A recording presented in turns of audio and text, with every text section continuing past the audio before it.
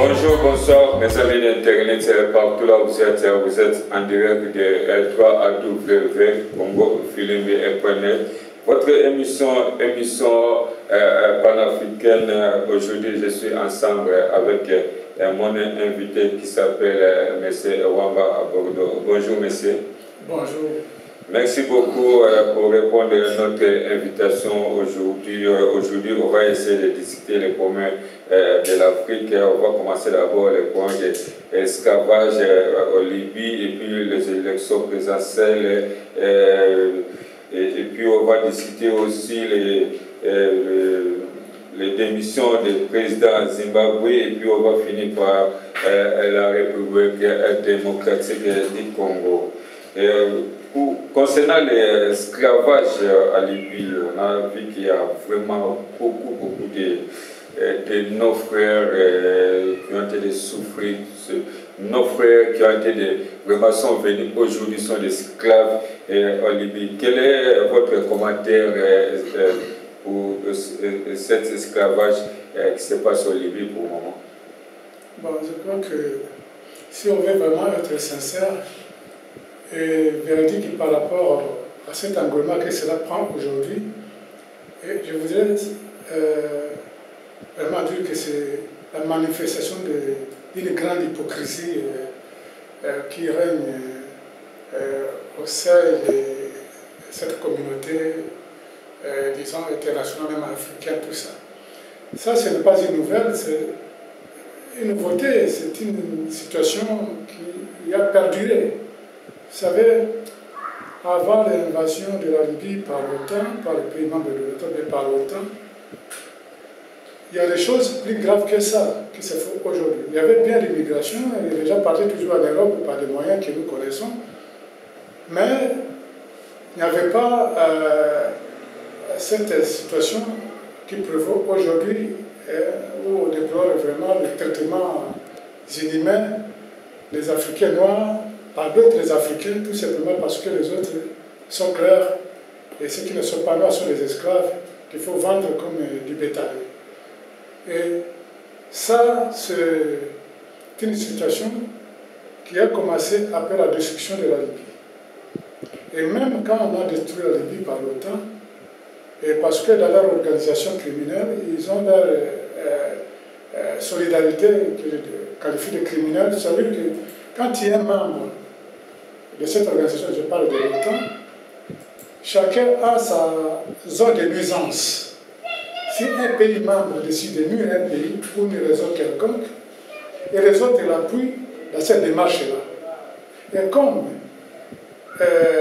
n'est-ce pas, le président français de l'époque, Sarkozy, avait ses problèmes personnels avec Kadhafi, ils ont inventé des histoires pour arriver à ses fins. Et il a demandé l'aide de ses amis de l'OTAN pour pouvoir détruire la Libye et détruire même la vie du président Kadhafi. Et ils ont arrivé à leur objectif principal, c'est détruire l'Afrique, détruire, n'est-ce pas, l'espoir du développement africain. Et on commence par la jeunesse. Et regarde ce qui se passe dans le continent, et vous verrez toujours que le conflit peut commencer petit, et quand ils arrivent par la naïveté des non-dirigeants, et les dirigeants qui la plupart sont soutenus par eux, ils sont achetés par eux, puisqu'on parle des achats des esclaves. Mais avant d'acheter les esclaves, comme on voit aujourd'hui, avant cet esclavagisme prenne cette ampleur, ils ont commencé d'abord à acheter les chefs d'État qui travaillent à leur sorte, et la conséquence que les États qu'eux dirigent, ils ne dirigent pas. Le peuple est voué à leur sort, il y a des maladies, ils ne construisent pas les hôpitaux, il n'y a pas de recherche pour pouvoir, n'est-ce pas, créer des conditions vitales pour ces peuples-là. Et aujourd'hui, puisqu'il y a tous ces réflexes-là de survie qui animent tout être humain, devant le danger de quelqu'un développe toujours des capacités de résistance. S'ils passent nos pas, ils ont essayé de résister, ils n'ont pas appuyé. Alors maintenant, ils décident d'aller se jeter en mer pour aller. Or, dans ce chemin-là qu'ils utilisent, il y a d'autres fléaux plus graves que même ceux qui ne préparaient pas, ce qu'ils n'espéraient pas. C'est cette situation-là de l'esclavage qui les attendait. Merci beaucoup. Je voulais vous poser une petite question. Je vais parler concernant le Libye même. Et aujourd'hui, Kadhafi, qui n'est pas là, quel est l'état de ce pays? Absence de Kadhafi. Est-ce que le pays maintenant, ça va construire dans 2 ans, 3 ans, ou bien pour construire, ça sera un peu difficile, la politique d'aujourd'hui? Non, c'est-à-dire que il est toujours facile de détruire que de construire. Kadhafi avait bien bâti ce pays-là, la société était bien, on ne trouvait pas de Libyens ailleurs pour aller chercher de quoi vivre.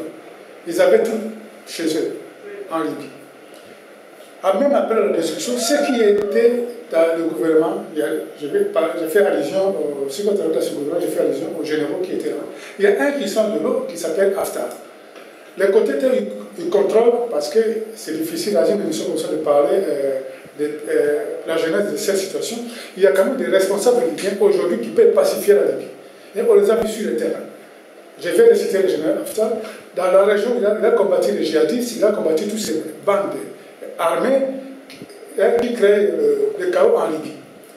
Et il s'avère que maintenant, on trouve que ces bandes armées sont soutenues par des puissances occidentales parce que les armes qu'ils utilisent, on ne peut pas dire que ces gens ils ont l'argent pour acheter ces armes-là, non.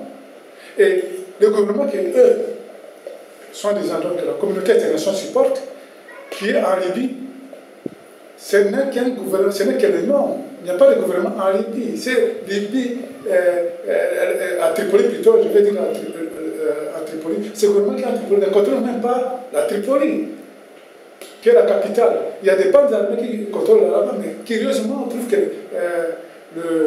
la communauté internationale, puisqu'ils se considèrent comme le dieu de la terre, c'est eux qui décident sur tout, et ils soutiennent, la communauté internationale soutient celui qui est en Libye, alors qu'il est impopulaire, il est capable de pacifier même la ville, la Tripoli.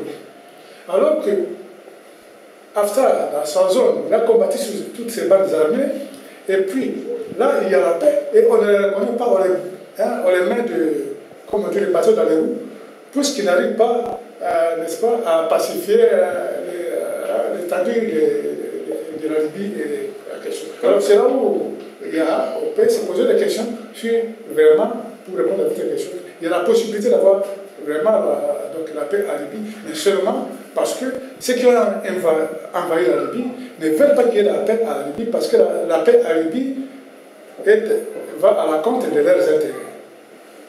Est-ce que tu es sûr aujourd'hui, si on a pris l'enfant de Kadhafi qui est mort aujourd'hui, et son fils qui voulait remplacer Kadhafi, si on a pris ce monsieur-là pour mettre aujourd'hui en tant que président, est-ce qu'il a ces capacités de gérer les Libyes pour finir ces bêtises-là? Tu sais, en politique, on dit que tel père, tel fils. Ça, cet adage-là, donc, cette philosophie-là n'a pas, n'est-ce pas, de rapport avec la politique. Ce n'est pas parce que Kadhafi était un chef charismatique que son fils pourrait être la même chose. Ou alors peut-être le fils aussi peut être plus que son père. Mais comme il n'est pas encore aux affaires, on ne sait pas. On ne peut pas juger quelqu'un par rétention comme ça pour dire que donc, si on le met là, peut-être il pourra être comme son père. Non, c'était libyen comme les autres. Si le peuple libyen aujourd'hui, la classe politique, le peuple libyen décide qu'on le fasse entrer dans le jeu politique libyen, je crois qu'il a, n'est-ce pas, toutes les prérogatives, n'est-ce pas, nécessaires pour être parce que c'est un libyen comme les autres. Mais si... Mais son père, il l'a formé quand même. Il a formé, c'est lui qui faisait vraiment beaucoup de choses. Et, même au moment où son père il était en vie, peut-être papa il était au niveau international, mais au niveau national, il était déjà vraiment clé pour la politique libyenne. Donc il est quand même capable pour diriger ce pays. C'est pour ça que je viens de dire. On a comme des hommes d'État puissants, des hommes d'État qui avaient le charisme, qui ont fait des niveau international, comme vous dites, qui avaient vraiment une assise terrible. Mais on a vu les enfants sont venus, ils n'ont pas été à la hauteur. Bon, je ne prends qu'un seul exemple, par exemple. Je vais prendre l'exemple de Bush père. Bush père, quand il était président, on a vu le monde comment il était déjà à l'époque, bien que ce n'était pas vraiment bien parce que les Américains ont leur philosophie qui n'intéresse pas le monde. Mais même quand il a dirigé Bush père, c'était différent par rapport au fils quand il est venu. Le fils quand il est venu, bien sûr que le père a fait la guerre la première guerre de Golfe, la guerre contre Saddam Hussein. Mais on voit qu'il y avait quand même, on pouvait, n'est-ce pas, prendre à partir, voir quand même le niveau de l'humanité. Il n'avait pas détruit Bagdad. Il n'avait pas détruit, n'est-ce pas, la politique de la société irakienne à l'époque.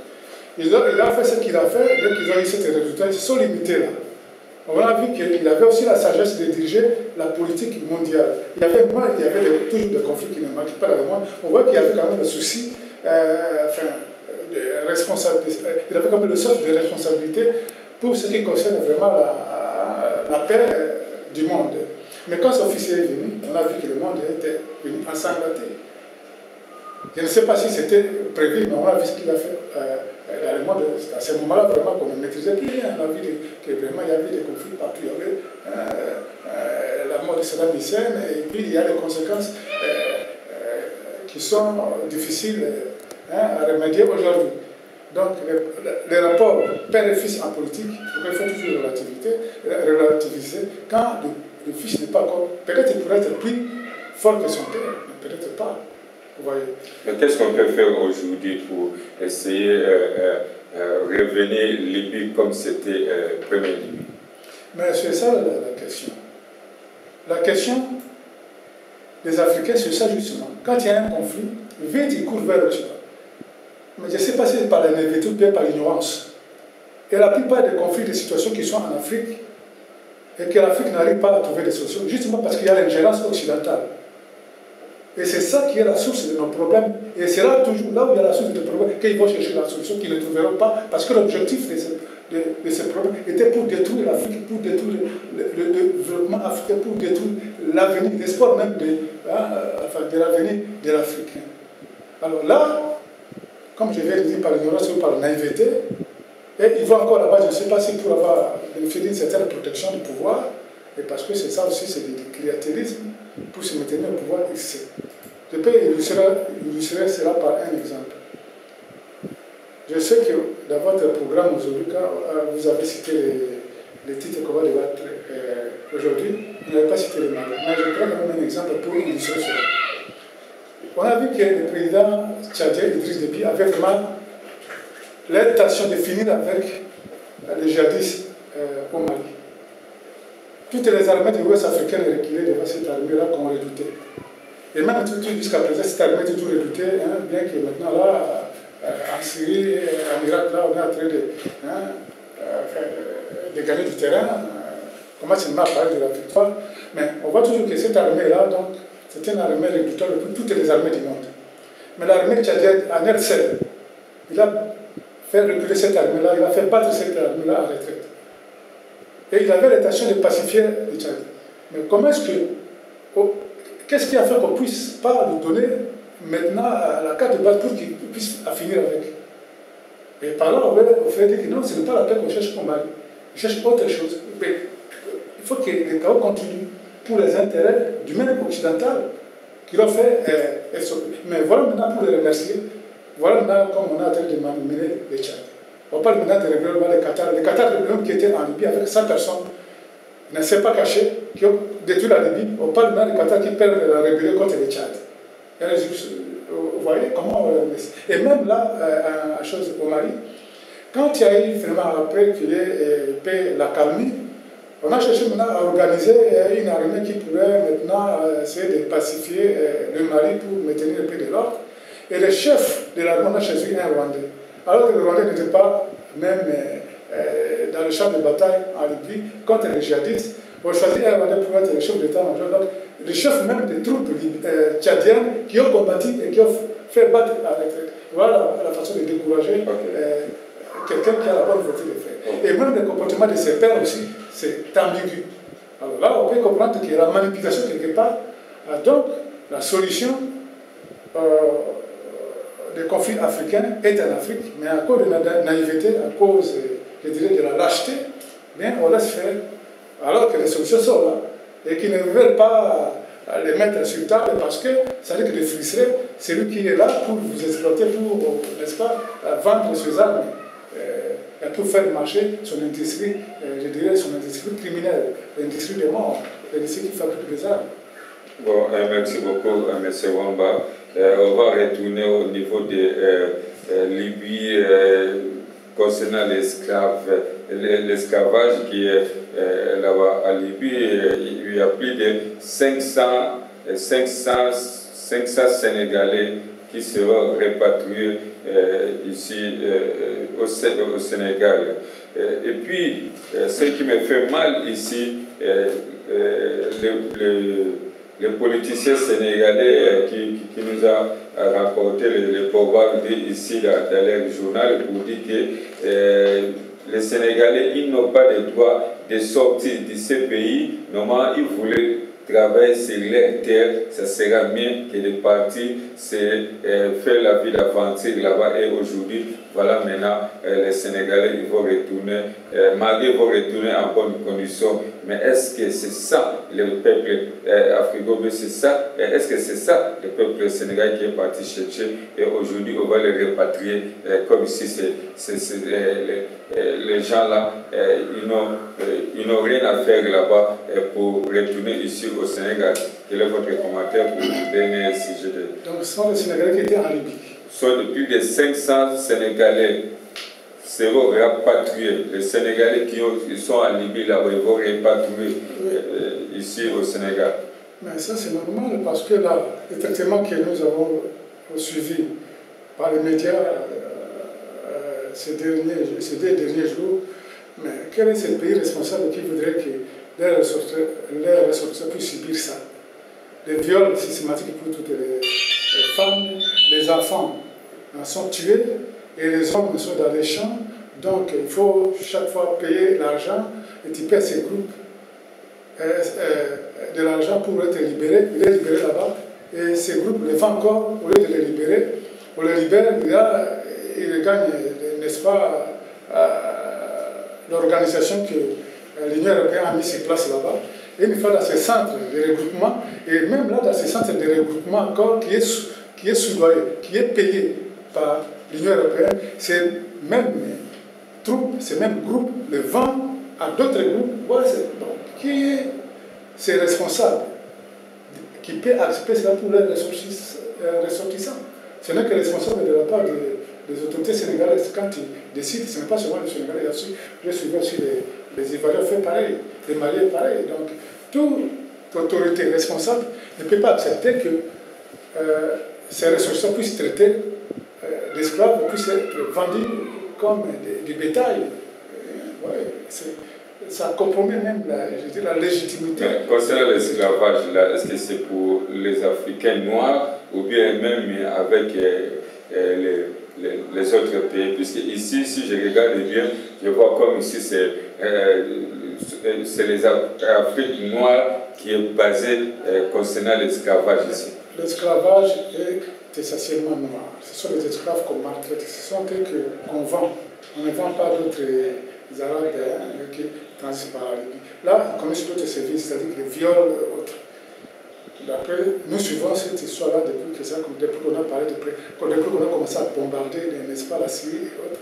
Et tous ceux qui fuient la Syrie et qui passent par là, c'est ça la situation. Ils ont des services, ils subissent aussi des services là-bas, mais là-bas, c'est plutôt des viols et des otages qu'on paie comme ça. Mais l'esclavage, quand on parle d'esclavage, on parle de l'Afrique subsaharienne. Donc il y a des Tchadiens, des Nigériens, des Nigérias, et tous ces, des Sénégalais, des Guinéens, voilà. Ce sont les Noirs africains qu'on vend comme ça, comme on tend aux vendeurs comme les esclaves. Merci, on va prendre le deuxième sujet concernant les élections présidentielles à Libéria. George Weah est sorti en tête au premier tour. Quel est votre commentaire? Est-ce que ça ne sera pas comme ce qu'on avait fait, que bon, il est sorti le premier tour et puis ça va créer aussi les problèmes, puisque l'Afrique, tu peux sortir le premier tour aujourd'hui, mais demain on va dire que voilà, il n'a pas sorti le premier tour, il va faire par tous les moyens pour maintenir le président qui est en place. George Weah aujourd'hui, il est en tête à premier tour. Quel est votre commentaire? Mais c'est ça l'erreur, parce que si il se réfère à ce qui s'est passé au Kenya c'était les gars, c'était clair, c'était bien comme ça. Les soupçons, c'est même le peuple, la population et même tous. Il y a eu des preuves pour annuler le premier tour au Kenya. Mais ce qui se passe à Libéria, si c'était une copie, mais ils ont fait une fausse copie. Vous voyez, ce n'est pas comme ça. Les élections, tout le monde a dit que c'était clair.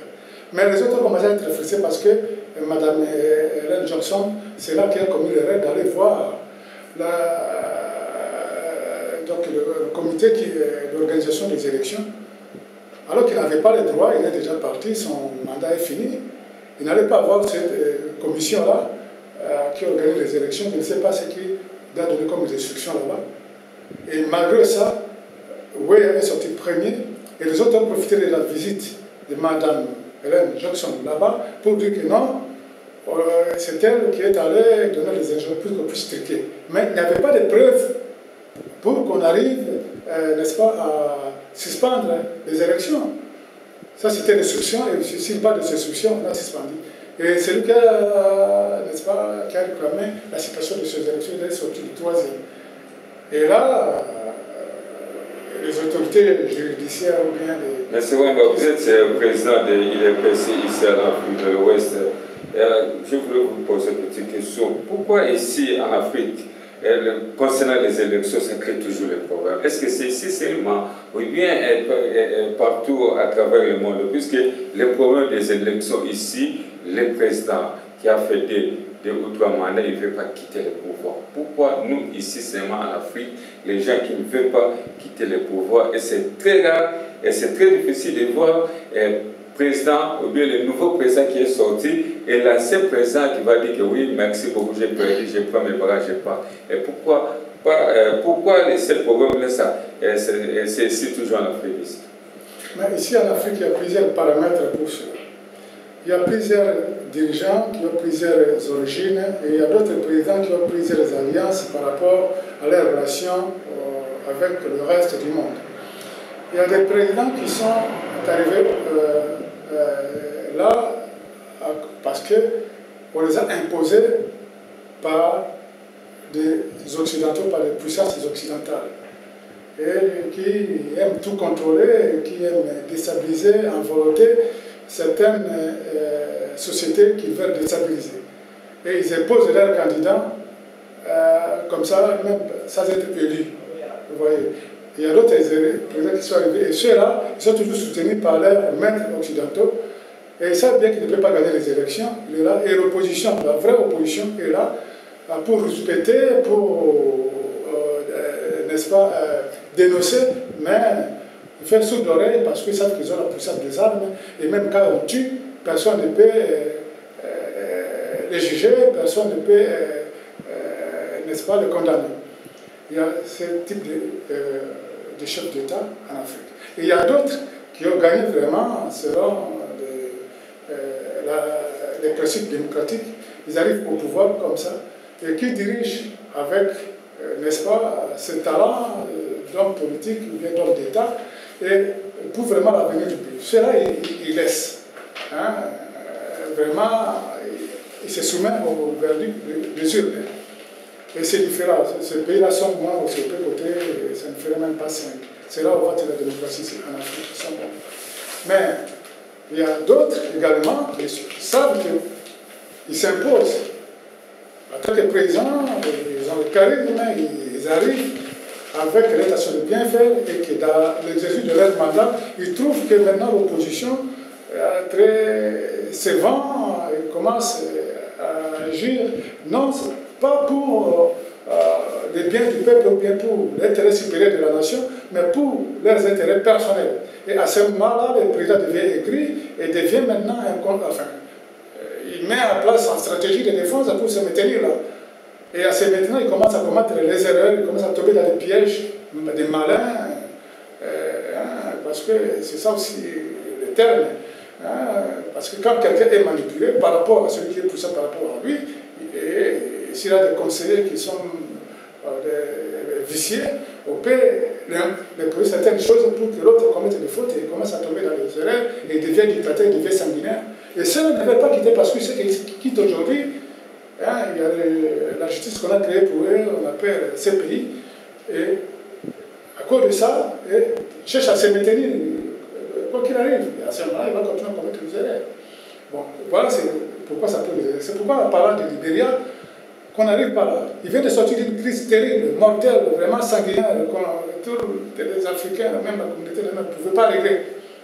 Si c'était ça, s'ils sont sales aujourd'hui, s'ils peuvent nous attendre, bien qu'ils parlent, n'est-ce pas, anglais, mais il y a quand même des francophones là-bas. Mais c'est le moment où il faut éviter vraiment le pire à venir. Il vient de connaître cette espérance. Cette espérance devait les servir de leçon aujourd'hui. Parce que ça commence toujours comme ça, par des frustrations, par des injustices, et ceux qui sont frustrés, ceux qui subissent l'injustice, puissent, n'est-ce pas, se faire justice autrement. Et quand ça arrive, et comme il y a toujours des charognards à côté, comme il y a toujours ceux qui profitent du conflit à côté, ils vont commencer à tirer des ficelles. Ils commencent d'abord à s'ingérer, finalement, ils commencent à tirer des ficelles, et ça devient compliqué après. Ça peut prendre 10 ans comme ça, alors que cette situation devrait être évitée par de petits gestes, de rien du tout. Vous voyez, sorti premier, lors de la première élection. Ils ont fait des magouilles politiciennes, voilà, c'est Mme Hélène qui est sortie présidente. Oui, il y a un sportif, les sportifs sont comme des artistes, ceux qui veulent la paix, et tout ça, et tous. C'est pour cela d'ailleurs qu'il a, c'est ce qui l'a poussé même à être candidat à la présidence au Libéria. Il a prôné la paix, il voulait vraiment la paix pour tous, c'est pourquoi il a fait la paix avec tous ces, n'est-ce pas, chefs de guerre. Et maintenant, voilà qu'il sort encore le premier, il vient encore faire le truc des magouilles pour qu'il ne sorte pas. On parle même que les autres séries contre lui, pourquoi il a les mains propres, il n'a pas volé son richesse, tout le monde a vu comment il a traversé sa richesse par rapport à ceux qui ont les mains sales. Il n'a jamais été. Mais maintenant, tout le monde contre lui, pourquoi? Et tout ça, on va voir que comme il a la population derrière lui, la population ne va pas laisser ça, passer ça comme ça. Et la société deviendra ingouvernable, et puis les prédateurs vont s'ingérer, et puis ça devient compliqué. C'est ce qui commence au Cameroun. Quand ça a commencé avec les histoires d'anglophone, c'était un petit problème qui ne pouvait régler du tout. Les intellectuels africains d'habitude, beaucoup sont orgueilleux, commencent à minimiser les autres, commencent à utiliser la force, et aujourd'hui, ça commence à se compliquer. Alors qu'il y a des situations, quand ça commence, il ne faut pas minimiser les virus qui tuent la personne, ne pas visible à l'œil nu. Les virus, quand ça pénètre chez quelqu'un, on ne voit pas. Et ça commence à se multiplier, la personne parle qu'il a des cancers, il a telle maladie, et puis ça mène à la mort. Et pour eux, pour que même l'Union africaine maintenant, il est là sur la siège, il devient spectateur de ce qui se passe dans tous ces pays, même au Cameroun, même à chose. L'Union africaine ne sait pas quoi faire. Il attend qu'ils subissent ces réactions maintenant-là, qui ne sera pas résoudre parce qu'il n'a jamais résolu un problème en Afrique. Alors, si c'était ça, c'est le moment. Il y a au Cameroun, il y a au Libéria, c'est le moment vraiment qu'il faut agir pour qu'on n'arrive pas à un cercle vicieux des problèmes. George Weah, aujourd'hui, il est sorti premier dans leur tête, il est sorti premier. Mais est-ce que vous êtes sûr qu'il va passer les élections, ou bien ça sera toujours truquer les élections présidentielles à Libéria? Aujourd'hui, il est premier, mais est-ce que deuxième tour, il faut truquer encore les élections là, puisqu'il y a encore deuxième tour? Est-ce qu'il faut truquer les élections là? Est-ce qu'il sera toujours président? Est-ce qu'on va le mettre, on va le foutre dehors? Puisque nous sommes déjà habitués avec ce genre des élections comme ça, tu vas voir quelqu'un qui a passé le premier tour, il se retrouve, il est sorti maintenant au quatrième tour. Mais ça, on a vu ça en Afrique, on a vu ça en Guinée. C'est le qui ne met pas loin, le Ghana, il est même président de l'Union africaine aujourd'hui. On ne sait pas comment il est la vie, il était vraiment loin de gagner les élections en Guinée. Et ce qui se passe à l'écoute, le risque que vous êtes ici, ne peut pas être sûr, bien qu'il ait sorti le premier, il était sorti en tête premier tour, lors des premières élections avec Mme Ellen Johnson. On a vu comment on l'a fait. C'était la politique politicienne. On l'a bâti comme ça, par la fraude et tout ça. Et maintenant, ça risque de se répéter. C'est ce que nous craignons. Parce que maintenant, on commence déjà à enregistrer des cas de violence un peu partout au Libéria. C'est ce que nous craignons, qu'on n'arrive pas là. Et pour qu'on n'y arrive pas, il faut que les élections soient vraiment transparentes. Transparentes comme ça, on pourra éviter toutes ces situations.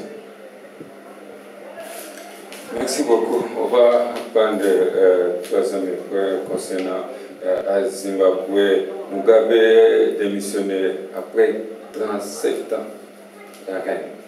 Après 37 ans d'arrêt. C'est notre fierté en Afrique ou bien c'est la victoire du peuple libéré ou du peuple africain ou bien c'est...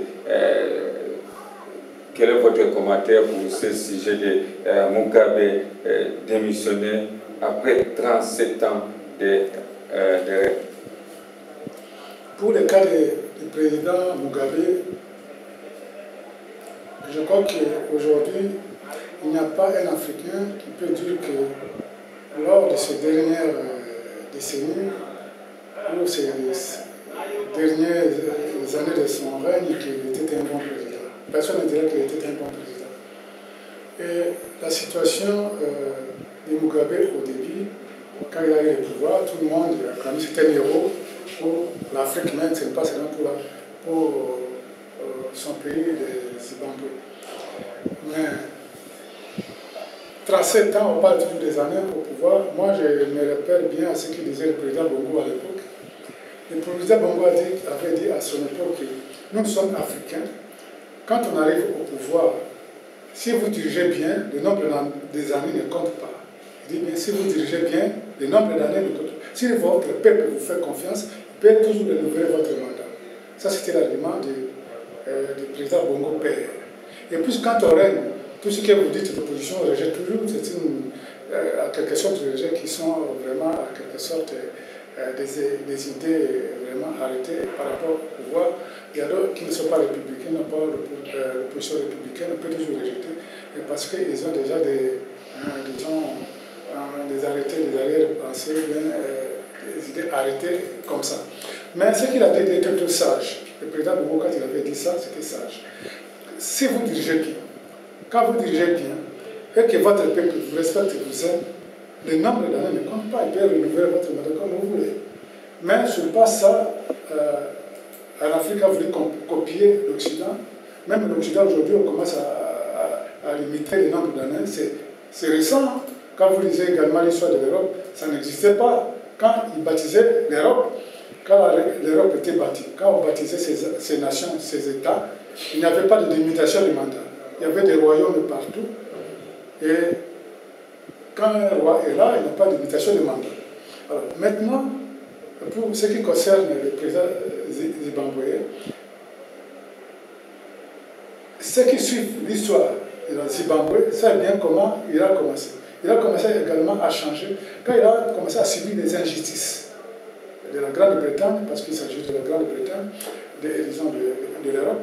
Et c'était un président, un vrai président, à vrai terme, c'est-à-dire qu'il n'était pas manipulé, ce n'était pas un fatoche de l'Occident, c'est quelqu'un qui dirigeait selon ses convictions, selon sa vision pour son pays, le Zimbabwe. On a apprécié comment le Zimbabwe était vraiment le grenier de l'Afrique, comment il dirigeait, il nommait les Blancs, il n'y avait pas de... Mais lui aussi, quand il a constaté l'injustice de la part de cette même population blanche, qui lui protégeait, qui croyait que c'était des Zimbabwéens comme les autres, et quand il a subi également les injustices ou bien les sabotages de l'Occident, c'était à l'époque du premier ministre britannique, Tony Blair, quand il a laissé des voix avec lui, c'est à ce moment-là, en tant que personne, vous savez, je viens de dire ici qu'il devant le danger, tout ça, l'homme développe toujours ses capacités de résistance. Il pourrait bien se maintenir, il va chercher des moyens, même si c'est condamnable, mais à ses yeux, à ce moment-là, il trouve que c'est utile, même si les conséquences sont difficiles, mais pour lui, il faut d'abord dépasser ce cap-là pour voir comment la situation s'est dégénérée jusqu'à arriver à ce qui est arrivé aujourd'hui. Et à ce moment, les oppositions commencent à renaître. Hein. Et il y a des oppositions qui commencent à venir, comme nous savons, il y a des opposants qui sont républicains, il y a des opposants qui ne sont pas républicains, qui sont manipulés, qui se vont vendre. Et là, il ne contrôle plus rien, il devient ce qu'il est devenu vers le dernier qu'on arrive à cette situation-là. Mais moi, je vais dire seulement que c'est un homme toujours bien qu'il est parti. Voilà comment il est parti. Il y a eu des marches, il y a eu tout. Il n'a pas tué les Zimbabwe qui étaient dans la rue. Il n'a pas tiré sur eux comme nous avons l'habitude de voir chez nous, puisque nous sommes Congolais. Ils sont sortis plusieurs fois. Il y a eu des étudiants, il y a eu de la société civile, il y a eu... Tout le monde est sorti. On n'a pas vu qu'il y a eu des fusions. Il n'a pas cherché à diviser l'armée. Vous voyez, parce que c'est une armée républicaine. On a vu comment ils ont su gérer la situation. Jusqu'à ce qu'il y ait des respect réciproque, des respect de l'aîné Zimbabwe, donc de leurs héros, qui, bien qu'affaiblis, bien qu'il est sorti d'une manière qu'ils n'ont pas voulu, mais quand même, ces derniers jours, il a évité que les sang de Zimbabwe coulent. C'est ce qu'il faut retenir, qu'il mérite quand même un respect dans ce sens-là. Il est parti, mais il n'a pas fait couler le sang. Il est là, il n'a pas fou, comme font les autres, il est dans son pays, il est là. Mais ce qu'on peut demander maintenant à ceux qui les remplacent aujourd'hui, qu'ils ne fassent pas la chasse à l'homme, parce que ça c'est vraiment un exercice difficile, parce que c'est quand même un compatriote, bien qu'il est parti, il est quand même derrière lui, c'est enfin, des gens qui l'aiment, ils sont encore là. Et je crois qu'ils sont partis, il y a des familles, il y a tout ça. Bon, Président Wamba, aujourd'hui, Président Mugabe, il n'est pas au pouvoir, donc il est déjà quitté ses postes de président. Est-ce que le nouveau président, là, il va poursuivre pour tout ce qu'il a fait pour Zimbabwe, ou bien il va peut-être, moi je vais dire, il est comme un héros, puisque c'est lui qui avait demandé l'indépendance. C'est leur histoire. C'est lui qui avait demandé indépendance. Donc il est parmi les gens qui sont combattre, il est combattant pour son pays comme les Zimbabwe. Donc il s'est battu vraiment très fort pour que les Zimbabwe soient aujourd'hui comme ils sont. Est-ce que le nouveau président, c'est là maintenant moi je me pose maintenant la question, est-ce que le nouveau président il faut pour le suivre, ou bien il faut le laisser comme ça étant que père de la nation? Mais je crois qu'ils ont été là le laisser comme ça parce qu'ils se connaissent, parce qu'ils étaient tous collègues dans les combats, ils ont tous combattu pour l'indépendance des Zimbabwe. Bon, ils se connaissent, mais je crois que le conflit venait quand la femme de Mugabe a voulu prendre la place de son mari, et que le mari a voulu, n'est-ce pas, favoriser cette situation-là. C'est là où il y a eu scission, c'est là où il y a eu le conflit. Mais moi, je crois que s'il est vraiment fait de faire paix, s'il va leur passer, je crois qu'il ne voudra pas vraiment en vouloir au président Zimbabwe, parce qu'ils ont cheminé ensemble, et qu'à ce moment, il était son vice-président, hein, respecté de tous. Il n'y a pas eu de problème jusque-là. Vous voyez, c'est la femme qui a provoqué tout cela, tout ceci. On peut toujours provoquer, on peut toujours dire que condamner le président Mugabe, oh non, parce qu'il a écouté sa femme. Mais on dit toujours que derrière un grand homme, il y a une grande dame. Mais les grandes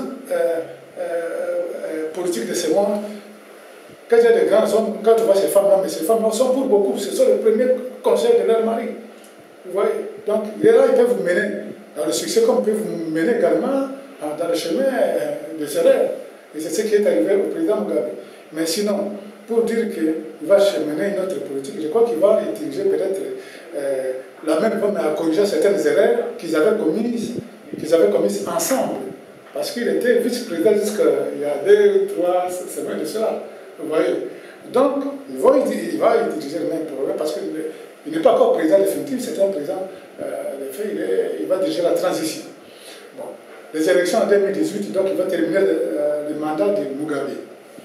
Et ensuite, il y aura des élections.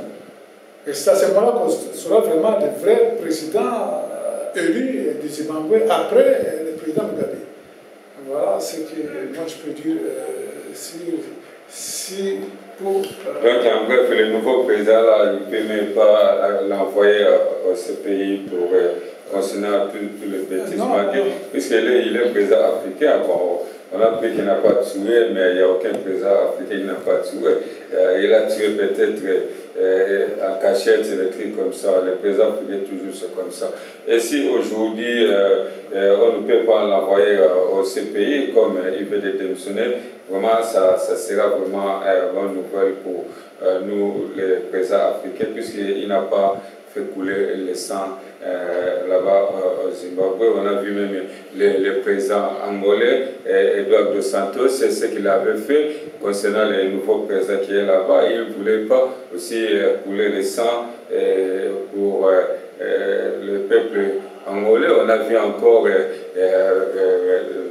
Bénin encore, c'est la même chose. Comme Yahi Boni, il a fait ses 2 mandats, il est parti. Ghana aussi, c'est la même chose. Et puis on a vu aussi ici, en face de l'autre là, ici, au Sénégal, Gambie aussi. Donc vraiment, pour moi, je vois que c'est un bon exemple de voir, de suivre les grands barbares comme le président Mugabe, puisque c'est le vieux, le président le plus vieux peut-être en Afrique noire ou bien en Afrique, je vais dire, qui a donné cet exemple de démission. Et si les autres présidents ils vont le suivre, vraiment ça sera une bonne nouvelle pour nous. Mais si vous continuez avec leur dictateur, vraiment ils vont finir mal. Et aujourd'hui, le président Zimbabwe, il est tranquille dans son coin, il est vraiment dans son pays, il n'y a aucun problème. Vraiment, pour moi, je vais dire que c'est la victoire de nous les Africains, c'est la victoire des peuples zimbabwe. Merci beaucoup, M. Ewam. On va parler du point de la République démocratique du Congo. République démocratique du Congo, le 31 décembre. Voilà le 31 décembre. Bon. Hippolyte Kanambe, celui qu'on appelle Joseph Kabila, son mandat c'était fini depuis. Et puis la fin de la reine de Hippolyte Kanambe. Vous êtes une grande partie, le parti qui aujourd'hui, le parti de l'IDPS, aujourd'hui, il y a beaucoup de gens qui ont été murmurés pour dire que voilà, le parti de l'IDPS qui était le premier pour prendre le problème en main, mais on a vu aujourd'hui les IDPS qui ont été reculés pour laisser la place Joseph Hippolyte Kanambe. Est-ce que le 31 décembre, en tant que président de l'IDPS ici en Afrique de l'Ouest, quel est votre commentaire pour le 31 décembre l'an 2017 pour la fin de la reine de Hippolyte Kanambe? Vous savez, parce que vous êtes repéré directement à l'IDPS, et moi je crois que même du vivant de notre président Tshisekedi, qui était d'ailleurs le seul opposant connu et reconnu de la politique africaine et principalement au Congo, notre pays. Il disait au peuple congolais de se prendre en charge. Si est arrivé à ce point de vue, c'était pourquoi? Parce que, tout simplement, il a eu des sollicitations, des injonctions, de l'ingérence extérieure, et précisément des Occidentaux dans la politique congolaise. Et lui, en tant qu'opposant, il ne voulait pas, n'est-ce pas, abandonner le peuple comme ça. Il voulait donc quand même leur donner une direction à suivre pour se libérer de cette grande mafia politico, disons, occidentale, congolaise qui règne chez nous. Et là, puisqu'il a utilisé certaines méthodes, qu'il a vu que ces méthodes-là ne peuvent pas aboutir, et puisqu'il était là également en tant que responsable, et qu'il ne voulait pas enjamber le corps des Congolais, enjamber les dépouilles du peuple congolais pour accéder au pouvoir, et puisque c'était toujours quelqu'un qui était vraiment imprégné de la démocratie, donc de la démocratie, il ne voulait pas que vraiment il arrive au pouvoir n'importe comment. Ici, en Afrique de l'Ouest, comme vous le dites, nous avons fait des marches en 2006, avant 2006, quand il y a eu des élections en 2006, c'est ce qui s'était désisté. Nous ne savions pas les raisons pour lesquelles ils étaient désistés à l'époque, là, mais nous le savons maintenant. Mais à l'époque, nous avons compris l'ampleur, n'est-ce pas, de la situation qui vit le pays. et qui est, n'est-ce pas, aujourd'hui l'otage de l'Occident. C'est ça vraiment la réalité.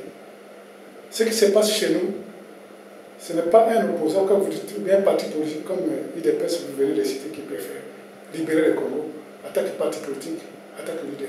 Le leader qui était là, c'est Tshisekedi. Pourquoi le leader? Parce que dans notre réunion, quand on était dans les conférences, les réunions de l'international socialiste, quand on interpellait nos camarades européens, des grandes puissances socialistes, par rapport à ce qui se passe au Congo, par rapport au Parti socialiste d'autres pays, qui ne nous aident pas à arriver au pouvoir démocratiquement, et nous savions ce qu'ils nous disaient à propos du président Tshisekedi.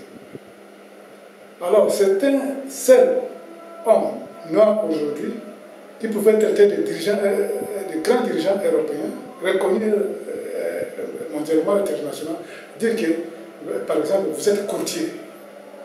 Il disait ce qu'il pensait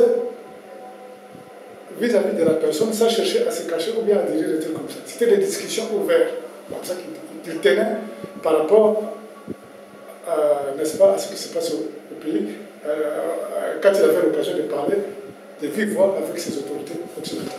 Alors, maintenant, quand il est arrivé, situation que vraiment, à lui seul, il ne peut pas, nous avons suivi comment les prêtres ont travaillé à leur niveau. Ça, ce n'est pas le parti politique, mais seulement le prêtre, c'est l'Église catholique. Même si on critique aujourd'hui l'Église catholique, mais si on a épée, donc épée de probité, épée de sagesse, épée de reconnaissance, il n'y a aucun groupe religieux, il n'y a aucune communauté religieuse qui est plus importante que l'Église catholique au Congo. Alors maintenant, ces hommes de Dieu de l'Église catholique ont pris leurs responsabilités en main. C'est-à-dire que défendre l'égalité sociale, la justice sociale, défendre les faibles par rapport, n'est-ce pas, à la justice du puissant. Et quand ils ont fait des démarches, ils ont parti jusqu'au niveau de l'ONU, le Conseil de sécurité. Mais voilà la situation perdue. Cela veut dire quoi? Cela veut dire que notre situation n'était pas seulement de ceux qui sont au pays qui prétendent être politiciens. Ces politiciens ne sont pas des politiciens, parce que la politique aussi, il y a ses définitions, il y a ses responsabilités. Ce ne sont pas vraiment des politiciens en tant que tels. Ce sont, n'est-ce pas, des acteurs qui ne font que... qui jouent le rôle qu'on les dicte depuis l'Occident. Que ce soit de l'opposition comme dans le pouvoir aujourd'hui, qu'avez-vous remarqué? Personne ne peut être comparé aujourd'hui à Tshisekedi. Si la mort aussi, son mort est suspecte, sa mort est suspecte, c'est pourquoi on a vu que pourquoi c'est moi que la personne, quand il a voyagé, a quitté le Congo, il marchait bien sur ses jambes, sur ses pieds, il marchait, il n'était pas vraiment. Et avec peu de temps, juste le 30 avant, juste avec le 31 décembre 2016, il est parti. C'est pour dire que le mort suspecte notre leader, parce que celui qui était leader, c'est celui-là. Il avait le courage, il avait le franc-parler et il avait le charisme. L'espace politique congolais aujourd'hui, depuis qu'il est mort, l'UDPS n'a pas encore eu un remplaçant à sa place, il n'y a pas eu de congrès jusque-là pour électer directement le responsable de l'UDPS. L'UDPS aujourd'hui se dirige comme un monstre, donc la tête est coupée. Jusqu'à ce qu'il y aura le congrès, on va désigner vraiment celui qui va le remplacer officiellement. C'est à ce moment-là qu'il faut vraiment juger l'action de leader de l'UDPS. C'est pour cela que vous avez mis votre bureau de l'UDPS, tous les gens là sont de Balouba. C'est pour cela, comme Tshisekedi n'est pas là. Et voilà maintenant les trésors que vous tentez de ramener dans votre parti politique de l'UDPS. Bon, maintenant, nous sommes à l'extérieur, nous ne sommes pas au pays. Mais moi, je peux vous rassurer que la base, vous pouvez toujours juger ceux qui sont restés dans le bureau de Kinshasa. Mais moi, je dirais que la base n'a pas changé. La base a la même détermination. La base veut le changement. La base dénonce l'occupation. La base dénonce l'injustice que nous subissons. Là-bas, la base est toujours là, présente. C'est cette base qui sort. Mais maintenant, heureusement pour la société civile, mais c'est dans la base qui est sorti les Filimbi, les mouvements sociaux, politiques, les Filimbi et les autres. C'était la base de l'UDPS, des Lucha et autres. Et pourquoi ils sont sortis là-bas? Parce qu'ils ont suivi le mot d'ordre, prenez-vous en charge. Ça, c'est magique. Ça, c'est un cri de combat. quand les leaders vous disent comme ça, donc il faut vous prendre en charge, c'est-à-dire qu'il faut réfléchir, vous êtes adulte, réfléchissez-vous et agissez selon vos convictions, selon vos aspirations. Monsieur Wamba, président de l'IDPS ici en Afrique de l'Ouest, Papa Tshisekedi, ou bien M. Tshisekedi, aujourd'hui n'est pas là, que son âme repose en paix. Qu'est-ce que nous a laissé, nous, le peuple africain? Puisque ça, on ne peut même pas parler de ça, puisqu'on a déjà beaucoup parlé de ça. Mais je voulais savoir, c'est ma première fois de poser ces questions. Qu'est-ce que le président de l'IDPS, il a laissé, nous, le peuple africain, étant que grand leader, étant que grand opposant de la République démocratique du Congo. On va prendre l'exemple comme Nelson Mandela. Vous avez vu Nelson Mandela, comment il a laissé son pays. Et aujourd'hui, moi, si je prends, prenez l'exemple, Etienne Tshisekedi comme Nelson Mandela, quand même, Nelson Mandela a laissé quelque chose, mais Etienne Tshisekedi, papa Etienne Tshisekedi, son âme repose en paix, il est mort aujourd'hui. Qu'est-ce qu'il a laissé au peuple congolais? Qu'est-ce que nous, on va retenir?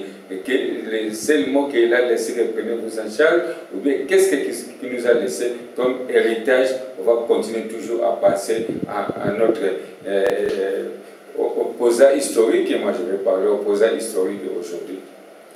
Je crois que l'histoire n'oubliera jamais le président Tshisekedi, notre papa, notre leader, notre chef de l'opposition congolaise. La question que vous posez, vous faites comparaison avec Mandela, et je crois que c'est maturé parce que Mandela a fini par diriger le pays, a jeté les bases de la démocratie dans son pays. Il a combattu à partir de là, il faut vraiment les respecter. Mais nous, on a vu aussi, Etienne Tshisekedi, il avait prêté le serment, il avait été le président de la République devant le Bible, mais il était président. Mais il a prêté serment, c'est pourquoi? C'est pour ne pas reconnaître celui que la communauté internationale a imposé là-bas. C'est pour ne pas reconnaître, pour montrer à ce gens que moi, je ne peux pas me soumettre devant le chef que vous avez placé sur nous, pour nous diriger. C'est comme ça qu'il a posé, n'est-ce pas, il avait prêté serment devant la Bible pour dire que ça c'était une façon de jurer. Voilà. Il n'a pas eu la direction de l'État congolais. L'État congolais n'a pas été dirigé par le président Tshisekedi jusqu'à sa mort. Les Belges ont tout fait pour qu'ils ne dirigent pas le pays. Pourquoi est-ce qu'ils n'ont pas laissé diriger le pays? Parce que je sais que c'est Louis Michel et les autres qui sont vraiment opposés parce qu'ils avaient traité des courtiers. Courtiers parce qu'ils ont vu la façon dont ils se comportent au Congo, les gars de l'OTAN au Congo. Tous ces pays-là de l'OTAN, tous les membres de l'OTAN, ils sont en train de piller le Congo aujourd'hui. Et quand vous voyez ces gens-là, le président qui ont représenté de faire tout ce qu'il fait là, on a parlé aujourd'hui de Zimbabwe. Voilà comment la communauté, tout le monde était là, la presse était là pour les condamner, pour les pousser à la sortie, n'est-ce pas, avec leur conseil, pour amener la population, pour les pousser à la sortie. Il n'a pas tué. Et il n'a pas pillé son pays. Et qu'est-ce qu'il a fait de grave? Son mandat était encore... Il faut reconnaître qu'Etienne Tshisekedi, il n'a rien laissé comme l'histoire. Il est opposant historique. C'est ça que moi je voulais entendre. Non, mais ça fait partie de la réponse. Pourquoi? Parce qu'on l'a empêché, on n'a pas voulu qu'ils soient là-bas. Parce qu'ils ont les armes, ils ont des étrangers qu'on a armés, ce sont des militaires pour qu'ils n'arrivent pas au pouvoir. Et quand lui, qui prêche la démocratie, arrive au pouvoir, mais propre, qui ne veut pas laisser la population massacrer, et que les massacreurs, tous les oppresseurs, ils savaient bien qu'ils ne seront pas punis. Attends que les aujourd'hui il est mort, il était opposant pendant des années. Mais moi, ce qui me fait mal, un opposant aujourd'hui, mais si je regarde derrière la sécurité de M. Etienne Tshisekedi, sont des militaires de Hippolyte Kanambe, sont des policiers de Hippolyte Kanambe. Est-ce que, moi je me demande, est-ce qu'au juste, Etienne Tshisekedi il ne faisait pas les jeux, puisque tu peux imaginer aujourd'hui que voilà ton ennemi, tu es en train de combattre pour qu'il quitte ce poste, c'est l'ennemi là qui te prend encore les gens pour te faire la sécurité. Est-ce que vous trouvez ça seulement? Lui était en quelque sorte un résident surveillé. Voilà. On n'autorisait même pas. Les gens qui étaient là-bas, ils avaient peur d'aller même les rendre visite. Et quand on y avait toujours... Combien de fois il est parti à l'Afrique d'ici, combien de fois il est parti à l'Afrique? C'est quand il était malade. Il est parti pour une raison de maladie. Il n'est parti pas pour faire du tourisme, comme vous voyez vos gens qui partent là-bas pour chercher. Combien de fois il a fait les congrès là-bas? Vous, les gens de l'IDPS, jamais tu peux entendre les gens de l'IDPS qui vont te parler comme il faut. Non, mais ça, c'est réalité. Moi, je me demande pourquoi lui, il a accepté les militaires, malgré qu'il était dans les résidents à surveiller. Mais si aujourd'hui, Etienne Tshisekedi avait dit que bon, moi, je vais quitter ce pays, je vais faire par tous les moyens. Tu sais, dans les combats, tout est permis, mais moi, je dis que bon, voilà, il y a la sécurité. Puisque Etienne Tshisekedi donnait les policiers, là, les militaires, là, la nourriture. Donc, ils étaient comme ses amis, ils mangeaient, ils étaient bien. Mais moi, étant un grand politicien, je vais donner quelque chose là-bas qui va faire dormir et les gens, et puis je vais fuir. Papa Etienne Tshisekedi, il est parti combien de fois en Afrique d'ici? Il est parti plusieurs fois, il est parti seul et il est retourné. Plusieurs fois, mais non, il ne faut pas dire des choses pour dire. Mais il est parti aussi pour les... Il est parti pour quel point? Il est parti... Combien de fois il est parti pour les sauver? Il avait quel problème là-bas en Europe, là-bas. Il était parti là-bas. Je sais qu'il est parti, des fois il était malade, il est parti là, il était gravement malade, et tout le monde a vu comment il était sorti. Et même, il y a d'autres opposants qui disent qu'il était vraiment moribond. Parce qu'il était vraiment, il est sorti de la mort. Tout le monde a vu, même quand il est sorti, on a vu que cet homme-là, même quand il tenait debout, vraiment, c'était un effort qu'il fournissait pour tenir debout. Tout le monde a vu ça. Et quand il a quitté l'Europe pour le Congo, tout le monde a vu qu'il était convalescent. Et quand il a quitté encore une fois, quand il est parti, lui ne partait pas pour faire du tourisme en Europe, comme font aujourd'hui les gens que vous soutenez. D'accord, vous avez compris, vous êtes aujourd'hui. Il est parti en Afrique du Sud. C'était pour des Sun City. On a vu ça qu'il est parti en Europe. Et puis, Tshisekedi, parce que vous ne connaissez pas. C'est quelqu'un qui, si vous voulez être président de la République au Congo, comme les autres, ils allaient être président. Non, Mobutu l'avait dit qu'il ne peut pas être président. Mais tout le monde connaît ça, mais voilà. Mobutu n'était pas le dieu du Congo. Non, il n'était pas le dieu du Congo. Mais Mobutu l'avait parlé de ça, qu'il ne peut jamais être président dans la tête de la République démocratique du Congo. Donc, vous avez compris, puisque tu es le président de l'IDPS, si je ne t'ai pas coupé la parole, excusez-moi, le 31 décembre. Le 31 décembre, maintenant, qu'est-ce que tu vas parler nos auditeurs qui nous suivent partout à travers le monde pour le 31 décembre dans quelques jours? Moi, je n'ai pas attendu, puisque ceux qui nous suivent ici, depuis la première fois que je suis venu ici, au mois d'août 2016, c'était 2016, août 2016, 2016, c'est ce que je disais ici. Dans le combat que vous pratiquez, même dans n'importe quel sport, il y a des styles, il y a des stratégies. Si la stratégie n'aboutit pas, il faut changer d'autres stratégies. C'est toujours comme ça. Quand j'ai commencé ce jour-là, c'était l'émission que vous m'avez invité, Yacoub Papa, tout ça, je disais à ces frères congolais que chez nous, on a toujours la facilité de dire que c'est le peuple qui le plus, n'est-ce pas, prêcher, donc le plus, ou évangéliser et tout ça. Ça, c'est une force. Si les évangélistes, si les pasteurs, si les hommes de Dieu, si nous priaient pour qu'on sorte de cette situation, je crois qu'on serait déjà sorti depuis longtemps. C'est ce que j'avais dit la première fois que j'étais dans votre émission Yacoub Papa. Et ensuite, les prêtres n'ont pas attendu cela, les prêtres ont commencé à faire leur travail en avril. Et chaque fois que je viens ici, je répétais toujours la même chose, même quand ils m'ont invité maintenant pour l'émission panafricaine, j'ai toujours dit ça. On est croyants et nous sommes croyants, et quand on est croyant, on est vraiment au courant à Dieu, on croit à la prière de la foi. Alors, je dis toujours que maintenant, j'ai toujours lancé un appel à tous les pasteurs chez nous de prier pour eux. Regarde ce qui se passe en Zimbabwe. On ne savait pas. On savait depuis. On savait qu'il y a, ce n'est pas même l'Église catholique là-bas, c'était prêtre protestant qu'on avait arrêté il y a 2 ou 3 mois de cela, qui était en exil. Et il était là-bas à la prison, finalement, il était malade, il est allé se soigner, on l'a envoyé se soigner à l'Europe. Et quand il est venu, il a continué la lutte. Et qu'est-ce qu'il faisait? Et comme chez nous, on fait n'est-ce pas, des campagnes d'évangélisation, on va évangéliser ailleurs. C'est ce qu'il faisait pour sensibiliser la population. On attendait pas seulement qu'ils viennent dans une petite église ou dans une petite séance de réunion pour prêcher le pays. Lui, il fallait dans des endroits publics pour sensibiliser la population, pour prier avec les passants, pour que Dieu puisse, n'est-ce pas, sauver la République du Zimbabwe. Merci beaucoup, M. Wamba. Je vais finir par là parce que vous me posez la question des 31 ans. Alors, je viens ici, je ne savais pas ce qui s'est passé là-bas.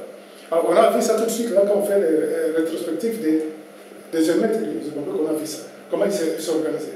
Alors, c'est ce que je dis toujours ici, que ce qui serait bien pour nous, croyants, parce que nous sommes un peuple croyant, prier, au lieu de rester à la maison comme ça vous priez, avant de sortir pour aller marcher, faire des trucs, nous avons des exemples, l'autre fois je vous avais dit que les combats que les croyants ont gagnés à l'époque, ils n'avaient pas de fusil en feu. Si David avait gagné, ce n'est qu'avec sa pierre, avec la lance-pierre. Si Moïse avait gagné, ce n'est qu'avec un petit bâton. Prions et sortez. Prions et sortez. Alors, ce que je dis ici, c'est la même chose que je vais commencer à répéter. Quand je répète, parce qu'il est écrit, que ce soit dans le Coran ou dans la Bible, parce que je fais toujours allusion à des livres, ce qui lisent le Coran va aller dans les livres d'Exode, du Coran. Quand tu leur dis que quand ils avaient prié, ils sont allés, et Dieu les a montré comment il faut aller affronter les combats. Ils sont allés se réunir, et puis, dans la prière, ils n'avaient même pas fait le combat. Les ennemis ils sont en train de s'entretuer entre eux-mêmes, et puis ils sont sortis seulement pour fêter la victoire. Et c'était similaire dans la Bible également, ça existe. Dans l'époque de Gédéon, ça s'est répété la même chose dans la Bible. Et non seulement dans la Bible, ça s'est passé comme ça, il y avait également dans la Bible des combats de... C'est là où si je comprends bien qu'on va continuer à prier jusqu'à ce qu'on va livrer ce pays, c'est ça? Non, ce n'est pas prier et rester.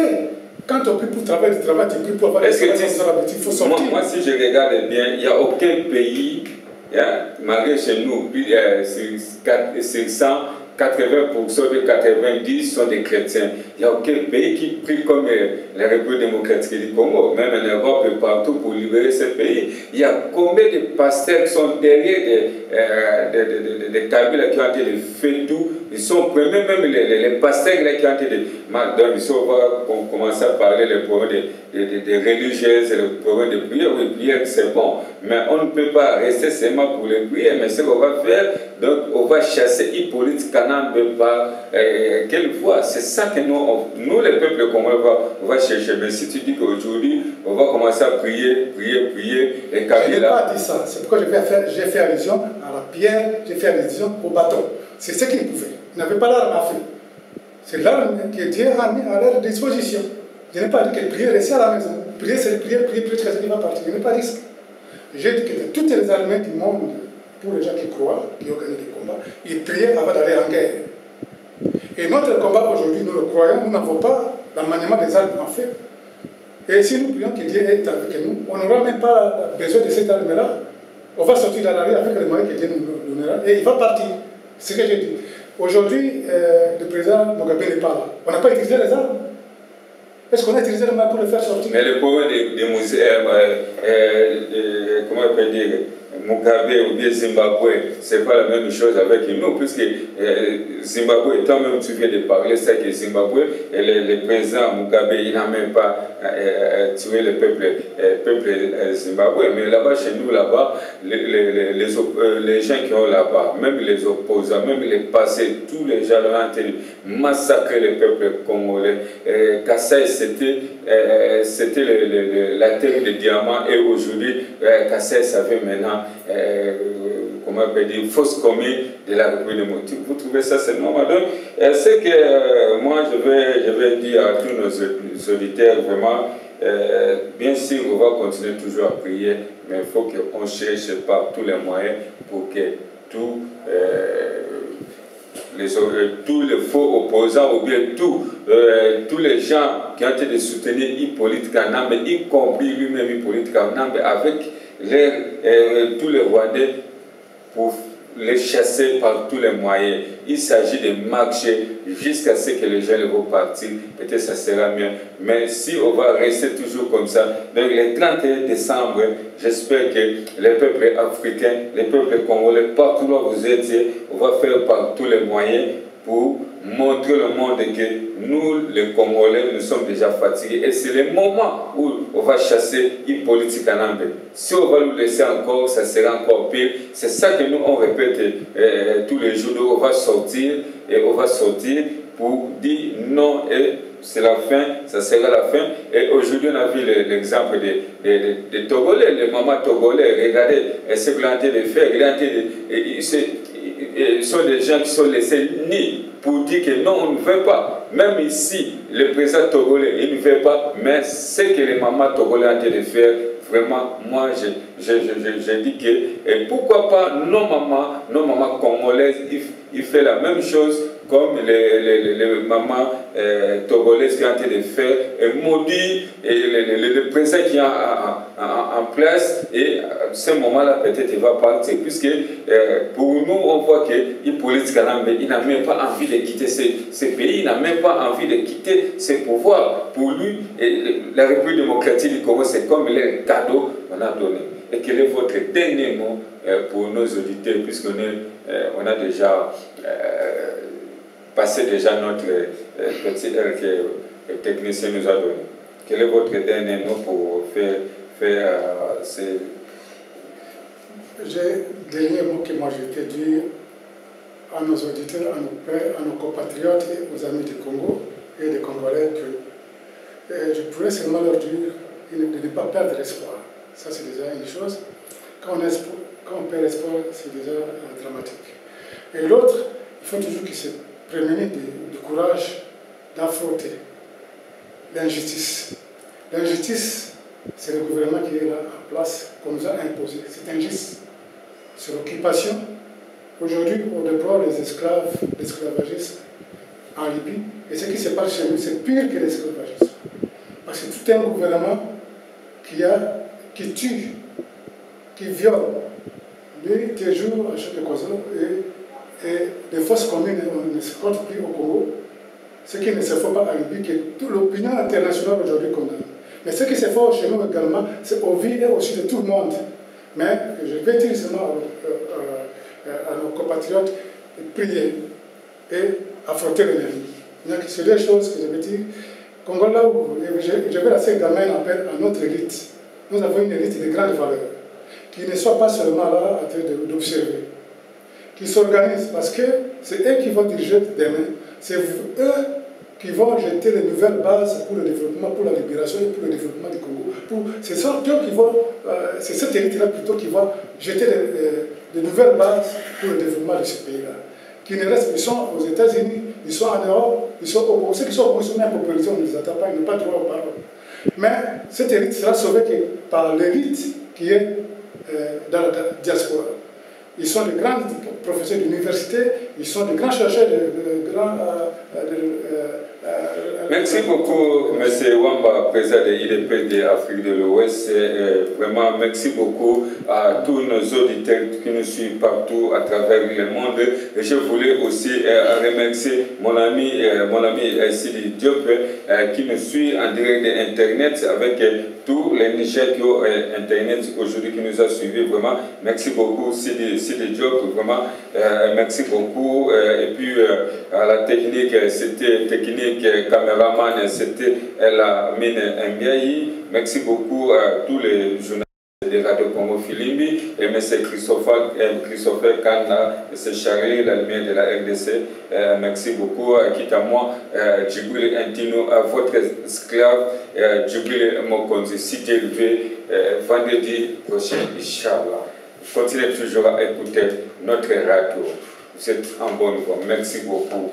Si Dieu le veut, vendredi, allocongofilimbi.com, à vous l'antenne s'il vous plaît.